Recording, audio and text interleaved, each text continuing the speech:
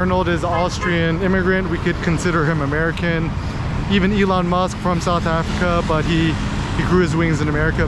So there must be something about America where the ease of entrepreneurship, tax write-offs, sole proprietorship, there must be something to America. America has some sort of secret sauce. Yet, why is it that Americans don't like American things? I mean, even with luxury brands, right? Everyone prefers Louis Vuitton, Gucci's and stuff like that. But actually, one brand that I really like is Thom Browne.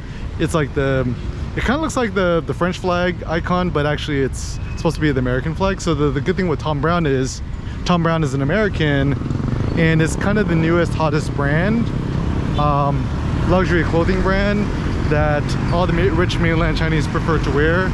And it's American, so that's at least one good sign. And it's like, why is it that all the rappers, they talk about their foreigns, their Maybachs, their Lambos, and Lamborghini is owned by Volkswagen, so even we could consider an Audi is also Volkswagen. We could consider an Audi an expensive Volkswagen, and we could consider a Lamborghini an expensive Audi. So in fact, a Lamborghini is just an expensive Volkswagen car. Same thing goes with Ducati and all these other cars. I think Bentley is also owned by Volkswagen. Maybach is just essentially a rebranded Mercedes. But anyways, so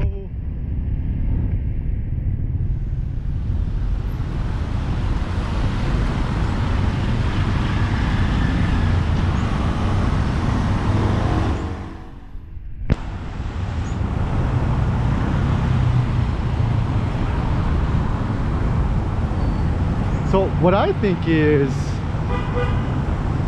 like, actually one film I really liked was like this like super nationalistic Ford versus Ferrari film where it's like, yeah, you know, American built, American muscle over the pretentious Italians, right? And yeah, and I think I do, you know, moving forward, right? Like, and also we forget Tesla is an American company, right? So maybe like Americans should prefer American things, American bred stuff. So for example, just to make a statement, instead of getting a Lambo, I should just get like a Shelby Mustang. I think that's way cooler, right?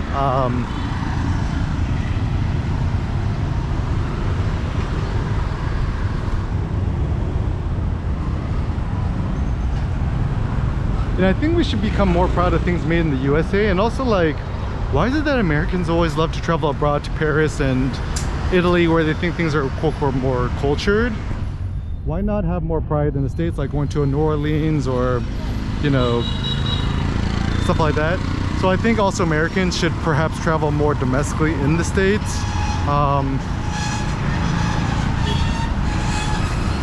Yeah, and have more pride in American things, right? So, but what is holding back American thinking right now? I think one of the reasons why I think I prefer living in Southeast Asia, or,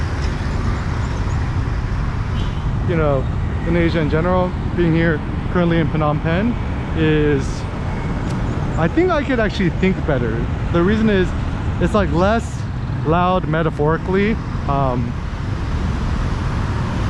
So for example, all of this progressive woke talk I think is actually quite retrogressive in terms of thinking, advancing thought. It's kind of a distraction in my opinion.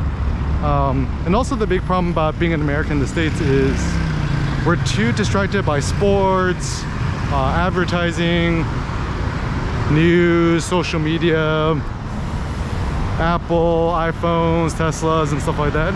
So actually, and the ideal is, in my opinion, the ideal is to have the American mentality and the thought, but don't live in the States, like live somewhere else. Like, also the reason why Cambodia, Phnom Penh is so great, essentially you could use US dollars anywhere, it's crazy, like everything is both in their traditional real and also US dollars, but US dollars is actually the preferred currency. And apparently Cambodia has the world's third largest circulating US dollar supply. That's crazy. You can just go to a local bank here and then stick in your ATM card, right? And it shoots out $100 US dollar bills. It's like, what? Like, that's crazy, right? And also the rich mainland Chinese who come here for development and stuff like that, it looks like they all use US dollars too, rather than the Chinese yuan. So I think there should be more American foreign investment in Cambodia, Phnom Penh especially, right? Even like you could get like a pretty basic condo for only $70,000. You could buy a home here for I think $200,000. And depending, you know, there's like upscale and downscale places. So it depends on where you want to go. You know, everyone here is pretty much bilingual in English. This is very convenient. And also I like it that it's a Buddhist nation, so it's actually super zen living here. I like it. And also it's kind of at the intersection of South Korea, China, Japan, a little bit of Thailand. And so being at this cross-cultural intersection is actually uber interesting to me, and I really like it. And also like a random thought I had was, so you know, my race is Korean, South Korean. My dad's from Seoul, my mom's from Busan. So it's like, why am I happier and more healthy and productive here in when I was living in Vietnam, in Saigon, Hanoi, and also here in Phnom Penh? I think maybe it has something to do with the latitudes. Like, is the longitude, latitude, longitude, right? Longitude. I wonder if longitudinally it's the same as similar as Korea. I don't know. I think that's one thing that's underrated is climate and productivity, or climate and happiness, right? So this is why if you import a bunch of Vietnamese, Southeast Asians into wintertime in Minnesota, they're probably not going to be so happy, right? Or also if you take people from India, South Asia, whatever, importing them into London is probably not good for their health either, with all the gloominess. And apparently actually if you're of African descent, like African American, if you live in New York or a place which has really harsh winters, because you have a darker pigment skin, you could absorb less UV light during the winter time, and therefore more prone to seasonal affectiveness disorder. They call it SAD during the winter time. Anyways, some thoughts. So I guess the ultimate thought is this, is that perhaps the ultimate philosophy or approach in life is to harness the best American thoughts, borrow from all the different other cultures around the world in the past histories, the ancient Greeks, and minimize the downsides of being an American.